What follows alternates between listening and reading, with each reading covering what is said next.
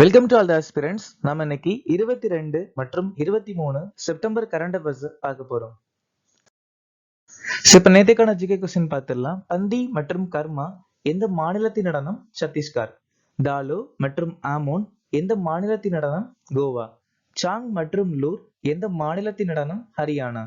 கின்னாவுரி மற்றும் மாங்கன் எந்த மாநிலத்தின் நடனம்? ஹிமாச்சல பிரதேசம்.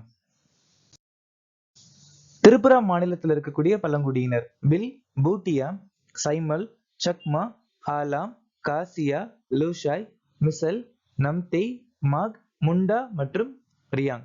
ராஜேந்திர பிரசாத் 1962ஆம் ஆண்டு பாரத ரத்னா விருது வாங்கியிருக்காங்க. மதவச்சாரியா, கீத பாஷ்யா, பிரம்மசூத்திர பாஷ்யா மற்றும் மனு பாஷ்யான்னு சொல்லக்கூடிய புத்தகங்கள் எழுதியிருக்காங்க. முன்னுரையில் நீதிக்கான லட்சியங்கள் அப்படிங்கிற விஷயத்த ரஷ்ய நாட்டுல இருந்து நாம எடுத்துக்கிட்டோம். 6வது ஐந்தாண்டு திட்டம் 1980 இருந்து 85 வரைக்கும் நிலுவையில் இருந்துச்சு. பிரிவு 78ல பிரதமரின் கடமைகளை சொல்லியிருக்காங்க.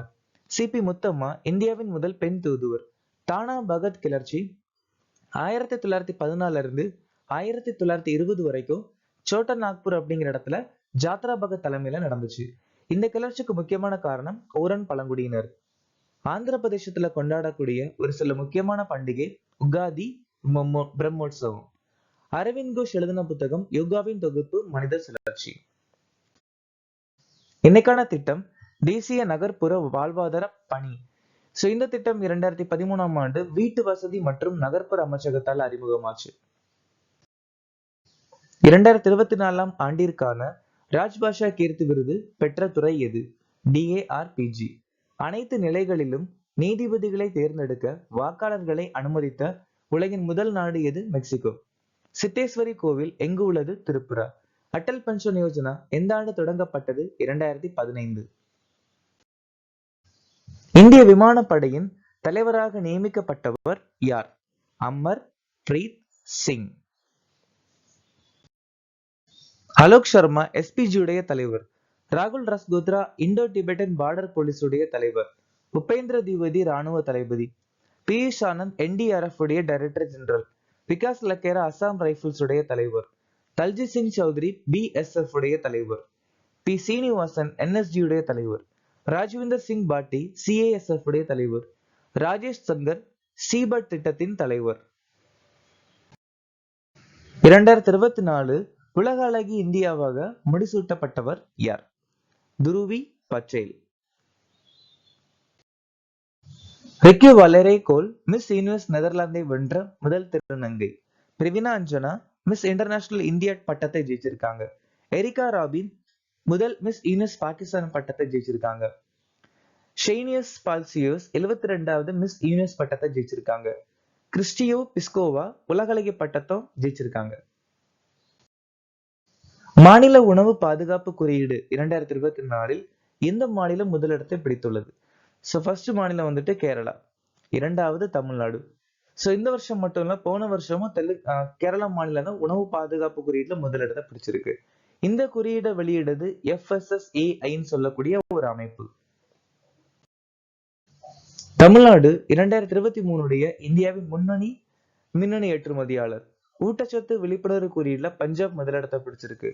இந்தியாவின் பாதுகாப்பான நகரம் பட்டியல கொல்கத்தா முதலிடத்தை பிடிச்சிருக்கு. வாழ தகுதியான நகரம் பட்டியல ஹைதராபாத் முதலிடத்தை பிடிச்சிருக்கு. கொல்கலன் துறைமுக செயல்திறன் குறியீட்டுல விசாகப்பட்டினம் துறைமுகம் 19வது இடத்தை பிடிச்சிருக்கு. எந்த நாள் சர்வதேச அமைதி தினமாக அனுசரிக்கப்படுகிறது? வருஷந்தோறும் செப்டம்பர் மாசம் 21ஆம் தேதி நாம இந்த தினம் அனுசரிக்கிறோம். இந்த வருஷத்துக்கான மைய கருத்து அமைதி கலாச்சாரத்தை வளர்ப்பது. ஜூலை 29 சர்வதேச புலிகள் தினம். ஆகஸ்ட் 1 தேசிய மலையேறும் நாள். ஆகஸ்ட் 9 உலக பழங்குடியினரின் சர்வதேச தினம். ஆகஸ்ட் 13 உலக உறுப்பு தான தினம். ஆகஸ்ட் 20 சத்பாவனா திவாஸ். ஆகஸ்ட் 23 தேசிய விண்வெளி தினம். செப்டம்பர் 8 சர்வதேச எழுத்தறிவு தினம். தமிழகத்தில் ஸ்ரீராமன் பிரிக்க முடியாத பந்தம் என்ற சுயசரிதை எழுதியவர் யார்?